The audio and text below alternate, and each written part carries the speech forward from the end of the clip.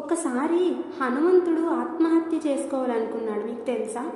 లంకలో సీతమ్మను వెతుకుతున్నప్పుడు హనుమంతుడు చాలా చోట్ల వెతికినా కనిపించలేదు.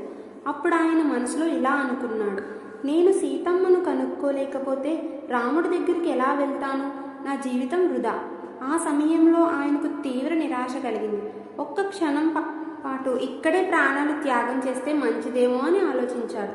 కానీ తర్వాత ఏమైందంటే అతని భక్తి, ధైర్యం మరియు శ్రీరాముని పేరు గుర్తుకు వచ్చి రాముడి పనిని పూర్తి చేయకుండా వెనక్కి వెళ్ళకూడదు అని నిర్ణయించుకున్నాడు. అలా మళ్ళీ ధైర్యం తెచ్చుకుని వెతకడం కొనసాగించాడు.